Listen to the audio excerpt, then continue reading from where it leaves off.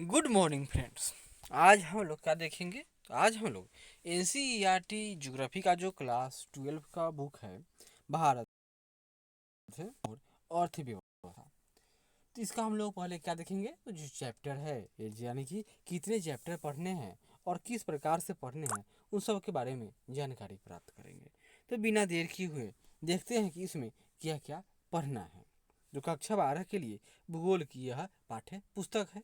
यह हमारे किसी भी एग्जाम, पहली बात जो एकेडमिक पढ़ाई पढ़ रहे हैं क्लास 12 के वे छात्र, चाहे किसी भी एग्जाम की जो तैयारी कर रहे हैं वे सारे स्टूडेंट सब इसका लाभ उठा सकते हैं। तो देखते हैं इसमें कौन कौन से चैप्टर पढ़ने हैं। तो इसके जो पहला इकाई है, इसका पहला इकाई में क्या पढ़ना है, तो पहले इकाई में आपको पार्ट चैप्टर 1 में जनसंख्या में उसका वितरण, घनत्व, वृद्धि और संगठन के बारे में पढ़ेंगे।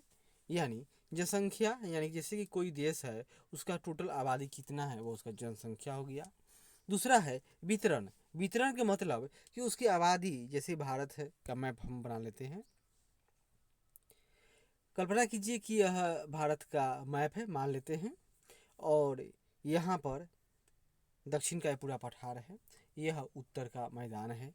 तो उत्तर के मैदान जैसे बिहार यूपी में आबादी बहुत सघन आबादी है।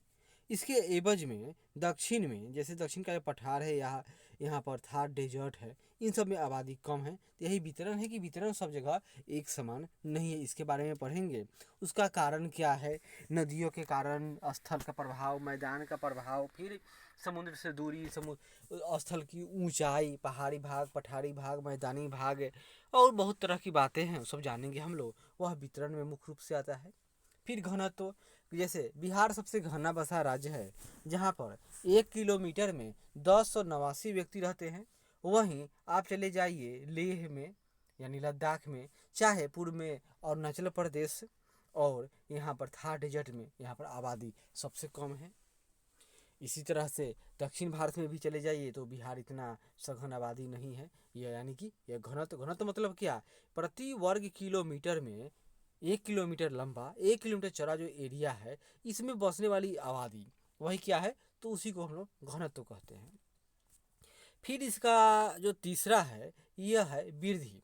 वृद्धि दो प्रकार के हो सकता है, मान लेते हैं कि यह जनसंख्या हो गया, एक इसमें निगेटिव ग्रोथ और एक इसका पॉजिटिव ग्रोथ है। दोनों तो वृद्धि ही हैं, लेकिन एक निगेटिव है एक पॉजिटिव है।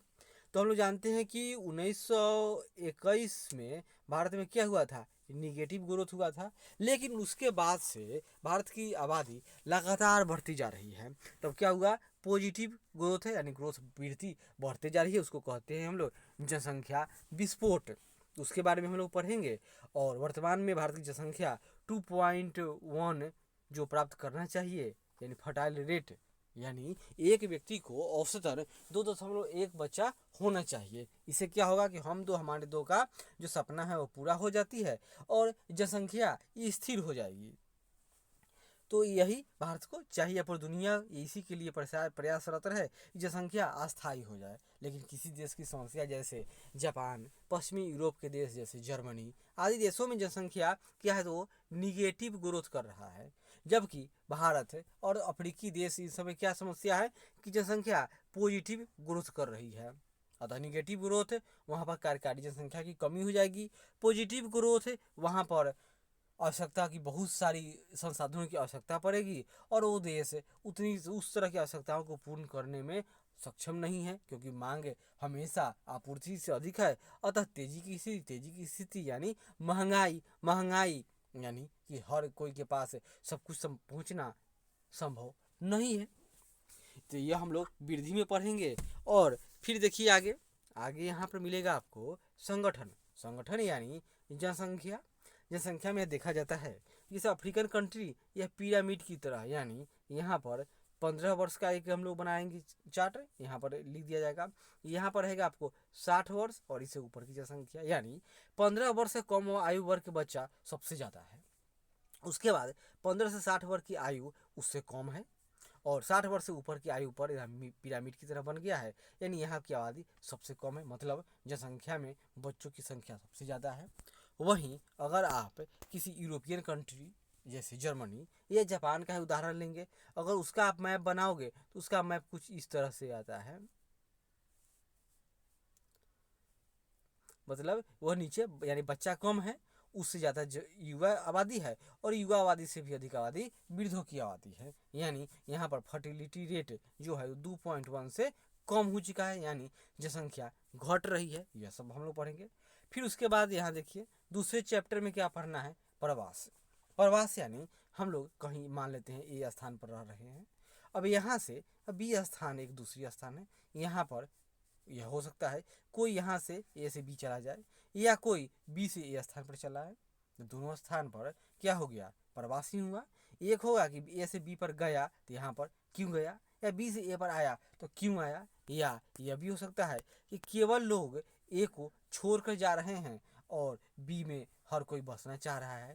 तो यानी इसके लिए यहाँ पर क्या क्या फैक्टर है, बी में कैसी स्थितियाँ हैं कि हर कोई बी की तरफ ही अग्रसर है आने में, और कोई ए को ए में रहना नहीं चाह रहा है, ए को क्यों लोग छोड़ रहा है। तो ऐसा क्यों, इसके लिए बहुत सारे कारण होंगे, जैसे कि वहाँ का पर्यावरण, वहाँ का राजनीतिक माहौल, वहाँ पर उद्योग धंधे व्यापार शिक्षा आदि की व्यवस्थाएं, सब कुछ हम लोग इसमें पढ़ेंगे। फिर मानव विकास, यानी मानव का डेवलपमेंट कैसे हुआ। विकास दो प्रकार के होता है, एक विकास और एक समृद्धि। वृद्धि का मतलब क्या है, वृद्धि मतलब पहले कोई 10 रुपया कमाता था, आज 100 रुपया कमा रहा है, यानी उसमें वृद्धि है, डेवलपमेंट है।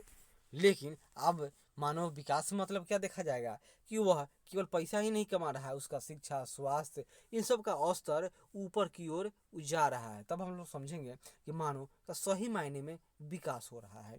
इस सब के बारे में हम लोग इसमें पढ़ेंगे।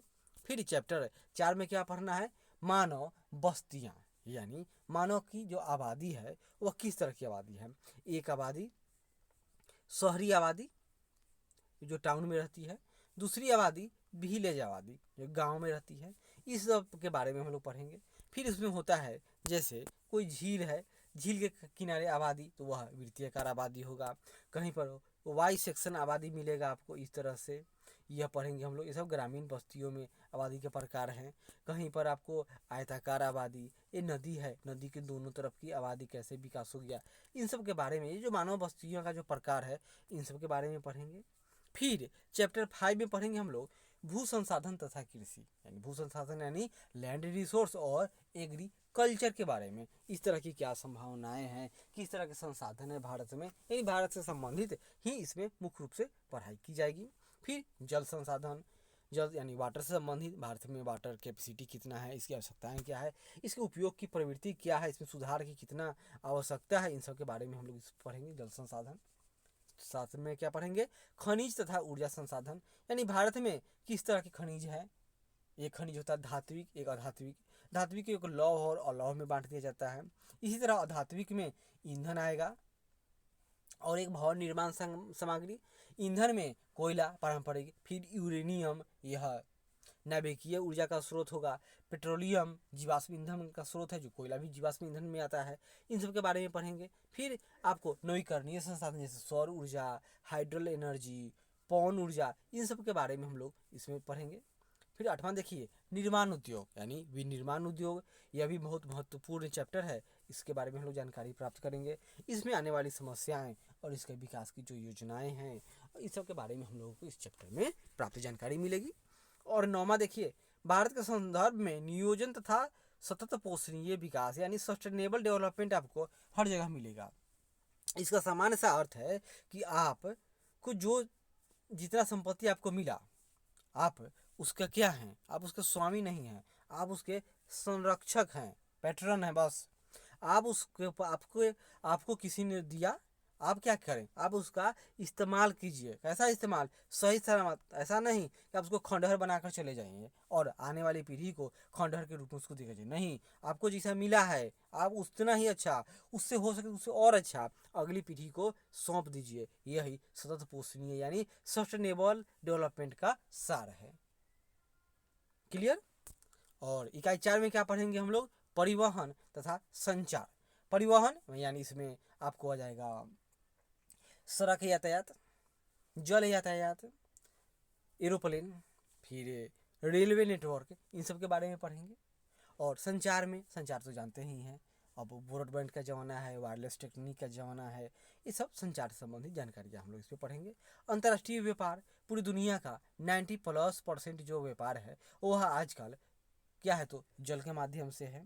कोई भी देश आज के समय में अपने आप में पूर्ण आत्मनिर्भर नहीं है, यानी प्रत्येक देश को कुछ न कुछ सामान के लिए किसी दूसरे देश पर आवश्यकता पड़ती है या उस पर निर्भर है। जैसे भारत है, भारत के पास एग्रीकल्चर में भारत परिपूर्ण देश है, भारत के पास खनिज संसाधन भी हैं, लेकिन भारत के पास पेट्रोलियम यानी ईंधन खनिज की उपलब्धता नहीं है। अतः भारत लगभग 84% खनिज कौन जो ईंधन यानी पेट्रोलियम का आयात करता है। वहीं भारत आज भी मुख्य रूप से एग्रीकल्चर प्रोडक्ट का निर्यातक है। सबसे अधिक एग्रीकल्चर प्रोडक्ट भारत पूरे अरब देशों को देता है। तो ये इसी कारण आजकल अंतर्राष्ट्रीय व्यापार की परिकल्पना जो पहले कभी थी आज चरमोत्कर्ष पर है। पूरा दुनिया एक गांव बन चुका है और हर कोई एक दूसरे से जुड़ चुका है। जैसे कोरोना यानी कोविड के समय में देख ही चुके हैं, पूरी दुनिया में जो चाइना है, चाइना क्या है, पूरी दुनिया का व्यापार का हब है, यानी उत्पादक कंट्री कहे या उत्पादक कैपिटल है। और जो वह प्रभावित हो गया कोरोना के कारण, तो पूरी दुनिया में वह अंतर्राष्ट्रीय व्यापार चरमरा गया था।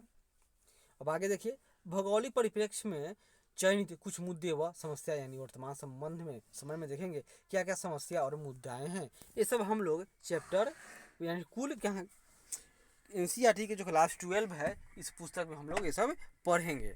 तो आशा करते हैं यह प्रयास अच्छा लगे, जरूर लाइक करें, शेयर करें, कमेंट करें और सब्सक्राइब करें। तो इसके बाद हम लोग क्या करेंगे, पहला चैप्टर जनसंख्या वितरण घनत्व वृद्धि संगठन, यानी जनसंख्या में क्या पढ़ेंगे, वितरण घनत्व वृद्धि और संगठन के बारे में पढ़ेंगे। तो अगली वीडियो में मिलते हैं, तब तक धन्यवाद और मेरा चैनल जरूर सब्सक्राइब कर लीजिएगा।